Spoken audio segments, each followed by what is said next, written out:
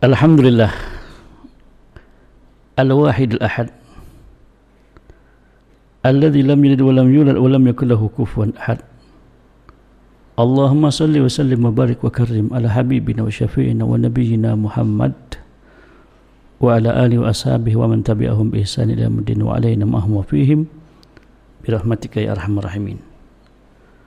Amma ba'du, insyaallah walaupun dimanapun antum berada, saya doakan mudah-mudahan antum semua selalu dalam lindungan Allah Subhanahu wa taala dan selalu dalam rahmat Allah Subhanahu wa taala dan selalu mendapatkan jalan keluar dalam menghadapi suasana keadaan sekarang kita ini. Karena Allah Subhanahu wa taala dari setiap masa, setiap zaman pasti Allah membuat sesuatu yang mungkin sesuatu itu membuat orang semakin takut pada Allah atau semakin kafir pada Allah. Apapun kejadiannya, apapun bentuknya. Maka dalam kita menghadapi kondisi semacam ini, modal yang paling kuat, yang paling bagus bagi kita adalah ridho kepada qada Allah Subhanahu wa taala. Maka mudah-mudahan insyaallah dimanapun antum berada, semuanya mudah-mudahan apa yang menimpa kita, menimpa bangsa kita, menimpa umat manusia sekarang ini, kita hadapi dengan ridho kepada Allah Subhanahu wa taala. Hati kita lapang dengan Allah, dengan apa-apa yang telah Allah pastikan kepada kita. Saya ucapkan terima kasih banyak kepada Insan Allah Wadi FM yang mau mendengarkan radio Wadi FM. Saya mohon maaf mengucapkan minal aidin wal faizin, walaupun sudah lewat nggak apa-apa ya. Karena saya baru datang dari Kalimantan. Cukup panjang ceritanya, bisa sampai ke sini, tapi insyaallah perjalanan saya ke sini mudah-mudahan ada berkahnya lah. Amin. Berkat doa antum semua. Amin. Kepada saya doakan mudah-mudahan. Saya ucapkan minal aidin wal faizin, saya mohon maaf lahir batin barangkali selama ini saya punya kata-kata yang tidak enak atau tidak benar atau salah, itu semua dari saya. Mudah-mudahan Allah insyaallah kita saling mendoakan, mudah-mudahan kita semua orang-orang yang selamat dari azab Allah Subhanahu wa taala dan selamat dari api neraka. Amin ya rabbal alamin. Di sini saya akan membacakan sedikit tentang sifat ridha yang dinukil oleh Al-Imam Al-Haddad dalam kitab Risalatul Ma'awanah. Kata beliau, wa 'alaika biridha bi qada'illahi ta'ala fa inna ridha bil qada' min asyrafis thamaratil mahabbah wal ma'rifat. Wa 'alaika, dan wajib atasmu ayyuhal mu'min birridha bi qada'illahi ta'ala. Engkau ridha dengan qada Allah, kepastian Allah. Kenapa demikian? Fa inna ridha bil qada' min asyrafi mathamaratil mahabbah wal ma'rifat. Karena ridha dengan qada Allah Subhanahu wa taala itu merupakan buah yang paling bagus, ya, hasil buah daripada rasa cinta kita pada Allah dan mahabbah kepada Allah Subhanahu wa taala. Kenapa? Wa min sya'nil muhib ayarda bi fi'li mahbubihi huwa huluwan kana amra. Karena orang yang cinta itu dia selalu ridha dengan apa yang diperbuat oleh orang yang ia cintai, baik perbuatan tersebut manis, enak atau pahit. Ya. Wa min sya'nil muhib ayarda bi fi'li mahbubihi huluwan kana amra. Orang ini kaidah namanya, seseorang kalau cinta sama seseorang, maka apapun yang diperbuat oleh orang yang ia cintai, baik perbuatan itu mengenakan atau tidak enak, tetap dia ridho. Itu ciri orang mahabbah kepada mahbubi. Waqad qala sallallahu alaihi wasallam, man lam yarda bi qada'i wa lam yasbir ala bala'i falyastamid rabban siwa'i. Kata Nabi sallallahu alaihi wasallam dalam hadis qudsi mengatakan, barang siapa yang tidak redha dengan qadaku dan tidak sabar dengan balaku, maka carilah olehnya Tuhan selain aku. Dalam satu riwayat, fal yakhruj min ardi wa samai. Kalau kau tidak redha dengan qadaku dan tidak sabar dengan bala yang aku timpakan kepadamu, maka carilah tempat, keluarlah kalian dari bumi dan langitku. Di sini hadis mengatakan falyaltamis rabban siwaya, maka carilah Tuhan selain aku. Nah, ini ancaman dari Allah Subhanahu wa taala, orang yang tidak ridha kepada qada Allah Subhanahu wa taala dan tidak sabar menerima bala Allah Subhanahu wa taala, maka carilah Tuhan selain Allah. Artinya Allah enggak nerima imannya. Wa qala sallallahu alaihi wasallam, innallaha idza ahabba qauman ibtalahum faman radiya falahu ridha wa man sakhita falahu sukht. Kata Nabi sallallahu alaihi wasallam, innallaha idza ahabba qauman, sesungguhnya Allah Subhanahu wa taala idza ahabba qauman, apabila ia cinta pada satu kaum, ibtalahum, maka Allah akan mencoba mereka. Faman radiya falahu ridha, barang siapa yang ridha pada cobaan dari Allah Subhanahu wa taala, maka Allah dapat ridha dari Allah. Wa man sakhita falahu sukht, dan barang siapa yang tidak suka, benci kepada qada Allah, maka Allah pun benci kepadanya. Nah, ini kata-kata Imam Dad ini tepat sekali kalau kita mensikapi kondisi kita di zaman sekarang. Ya. Dengan adanya bala corona atau COVID-19 ini, tentu banyak hikmah yang perlu kita petik, harus kita ambil, dan hikmah tersebut mestinya meningkatkan rasa cinta kita kepada Allah, rasa rindu kepada Rasulullah, rasa pasrah ridho kita kepada Allah Subhanahu wa taala. Intinya adalah bahwasanya Allah Subhanahu wa taala tidak akan memberikan sesuatu cobaan kepada manusia di luar kemampuannya. La yukallifullahu nafsan illa wus'aha. Allah enggak mungkin membebani seseorang di luar kemampuannya, enggak mungkin. Ya. Pasti yang Allah berikan itu memang mereka mampu untuk menahannya. La yukallifullahu nafsan illa wus'aha. Laha ma kasabat wa 'alaiha ma iktasabat. Bagi jiwa seseorang yang ia terima, yang ia kerjakan, dan itulah yang ia dapatkan. Makanya Allah Subhanahu wa taala mengajarkan kepada kita, Rabbana la tu'akhidna in nasina.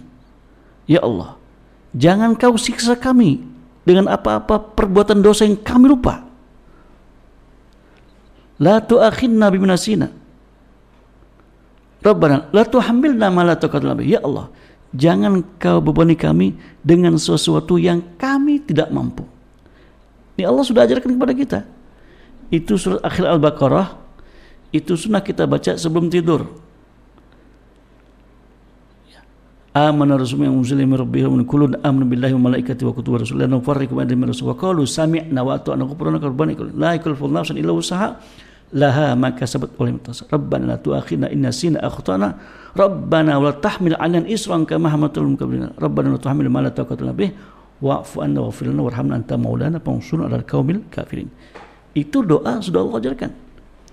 Allah Subhanahu wa taala tidak mungkin menurunkan bala pada satu kaum di luar kemampuan mereka. Itu satu. Itu hikmah yang mesti kita petik. Allah sudah ajarkan. Sudah Allah ajarkan bagaimana cara kita berdoa. Doa yang paling bagus adalah Rabbana la tukallifu, Rabbana la tu'akhidna in nasina akhtana. Ya, Allah ajarkan kepada kita doa-doa yang bagus. Ya Allah, jangan kau bebankan kepada kami, ya Allah, sesuatu yang kami tidak mampu. Jangan kau coba kami sesuatu yang kami enggak mampu. Enggak mampu itu bagaimana? Sampai kami menerima beban enggak mampu, akhirnya kami kafir. Orang enggak mampu menerima beban dari Allah, akhirnya dia keluar dari Islam. Itu jangan sampai terjadi begitu. Kalau orang menerima beban dia mati husnul khotimah, itu baik, enggak masalah. Yang jadi masalah orang mendapatkan beban hidup ini yang sangat berat, akhirnya dia keluar dari agama Islam. Itu beban yang paling berat sebetulnya. Ya. Kata Allah Subhanahu wa taala, Nabi sallallahu alaihi wasallam, innallaha idza ahabba qauman ibtalahum. Allah Subhanahu wa taala apabila cinta kepada suatu kaum, maka Allah akan mencobanya. Cobaan dari Allah bentuknya apa saja? Kematian, sakit, bala, corona misalnya, lain sebagainya. Itu cobaan dari Allah Subhanahu wa taala. Ya. Cobaan yang Allah timpakan kepada umat seluruh dunia zaman sekarang. Ya. Lalu bagaimana? Intinya, barang siapa yang ridho dengan cobaan yang aku berikan kepadanya, falahu ridha, aku beridha kepadanya. Dan barang siapa yang benci kepadanya dan tidak suka dengan bala yang turunkan, aku pun tidak suka kepada dia. Nah, sekarang manusia terbelah dua. Ada manusia yang tertimpa musibah, dia ridha, alhamdulillah. Ya. Orang kaum solehin, bukan mereka menantang Allah, bukan. Mereka kalau tertimpa musibah semacam ini, mereka ridha, ikhlas. Bahkan sebagian mereka menunggu bagaimana supaya mereka bisa kena corona, bagaimana supaya kita bisa kena bala, supaya kita mati syahid. Itulah mereka. Kalau tidak tertimpa, alhamdulillah. Kalau tertimpa pun, alhamdulillah. Nah, itulah ridha. Maka Allah, orang-orang semacam itulah yang mendapatkan ridha dari Allah Subhanahu wa Ta'ala. Tapi ada sebagian orang yang protes sama Allah. Apa ini maksudnya Allah begini? Gak percaya sama sekali. Protes luar biasa. Ya Allah, kok sama gak suka sama dia? Maka manusia dalam menghadapi kondisi semacam zaman sekarang ini terbagi dua. Ada orang yang ridho dengan kepada Allah Subhanahu wa Ta'ala, dia ikhlas menerima apa yang Allah pastikan padanya, maka bagi dia pun dapat ridho dari Allah Subhanahu wa Ta'ala. Tapi sebaliknya, orang yang tidak ridho, tidak ikhlas, tidak terima dengan takdir Allah Subhanahu wa Ta'ala, maka Allah pun tidak ridho kepadanya, Allah benci kepadanya. Tapi di sana juga ada kelompok yang nggak tahu menahu, mau mati mau enggak bukan urusan saya, ya. Nggak peduli dia. Memang orang tidak beriman. Orang tidak beriman nggak peduli dia. Mau mati mau hidup, mati kan cuma sekali. Udah mati jadi tanah, selesai sudah masalahnya. Itu begitu. Nah, itulah orang tidak beriman. Tapi kita sebagai umat Islam, kita harus punya tanamkan rasa ridho kita kepada Allah Subhanahu wa Ta'ala dan sabar atas bala yang menimpa kita, menimpa bangsa kita, menimpa umat seluruh dunia. Mudah-mudahan Allah Subhanahu wa Ta'ala menjadikan kita semua termasuk orang-orang yang bisa ridho dengan kepada Allah Subhanahu wa Ta'ala. Amin ya rabbal alamin.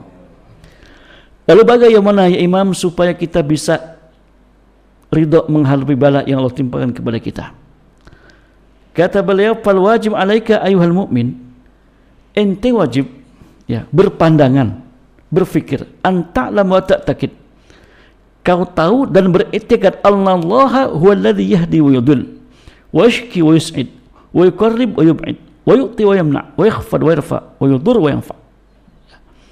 Ente harus tahu dan beriktikad 100%, iktikad dan jaziman, iktikad yang pasti. Bagaimana? Innallaha ta'ala huwallazi yahdi wa yudhil, bahwasanya Allah Subhanahu wa Ta'ala adalah zat yang bisa memberikan hidayah dan bisa memberikan kesesatan pada seseorang. Satu. Yang kedua, Allah Subhanahu wa Ta'ala washki wa yusid, yang bisa memberikan kebahagiaan pada seseorang atau mencelakakan seseorang. Itu hak pada Allah, enggak ada yang bisa selain Allah. Yang ketiga, wa yuqarrib wa yub'id, Allah Subhanahu wa Ta'ala adalah zat yang bisa membuat orang jadi dekat kepadanya atau menjauhkan seseorang. Hak Allah, enggak ada yang bisa ngotak-ngotik.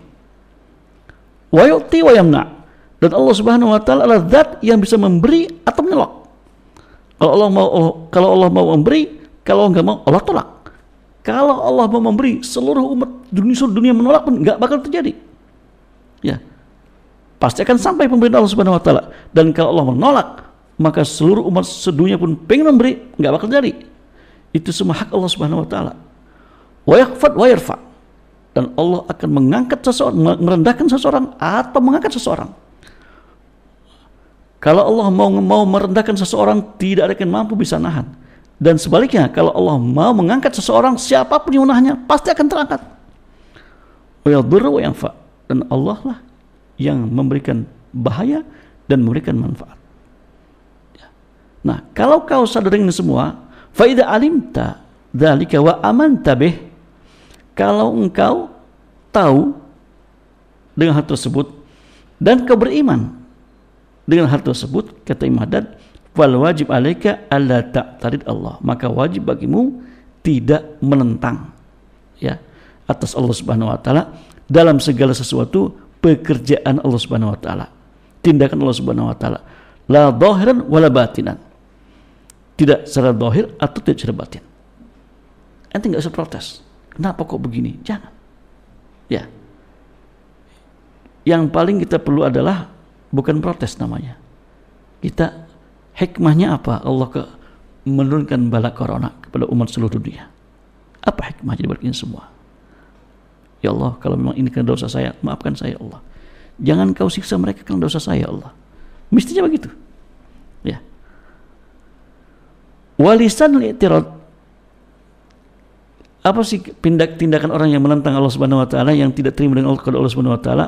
Kayak apa contohnya? Kata Imam Haddad, seperti seandainya ente mengatakan lima kana hada, kenapa ini semua terjadi? Ya. Wali aisya'in kan hada, dan untuk apa ini terjadi? Wahala kan hada, kenapa kok ini terjadi semacam ini? Wabi ayyi dambin istahaqqa fulan ma jara alaihi, dan dengan sebab dosa apa kena fulan kok dapat musibah semacam itu? Nah, itu semua bentuk lisan i'tirad, menentang atau protes kepada qada Allah Subhanahu wa taala. Jadi kalau kita mendapatkan musibah yang menimpa kita, keluarga kita, atau saudara kita, atau kaum muslimin, itu jangan nanya, kenapa kok begitu? Apa salah mereka? Jangan. Ya. Kita harus pasrahkan kepada Allah Subhanahu wa taala. Yang paling penting hikmahnya apa? Kenapa Allah Subhanahu wa taala menurunkan bala kepada kita? Apa sebabnya? Ini pasti kesalahan kita, bukan kesalahan Allah. Ya, karena setiap tindakan Allah, apapun yang Allah kerjakan, baik itu perbuatan baik, baik itu bentuknya baik atau jahat, pasti di balik itu semua ada hikmah yang perlu kita petik. Hanya orang-orang yang punya hati dan punya iman lah yang bisa memetik hikmah setiap kejadian yang terjadi di muka bumi ini. Semoga kita semua termasuk orang-orang yang bisa menerima hikmah dari semua kejadian, dan kita termasuk orang-orang yang ridho kepada Allah Subhanahu wa taala dan sabar atas bala Allah Subhanahu wa taala. Maka orang yang sabar dan ridho pada Allah Subhanahu wa taala, itu ciri orang itu sudah mengenal makrifat Allah Subhanahu wa taala, dan ciri ada rasa cinta pada Allah Subhanahu wa taala. Semoga kita semua orang-orang semacam itu, amin ya rabbal alamin, birahmatika ya arhamar rahimin.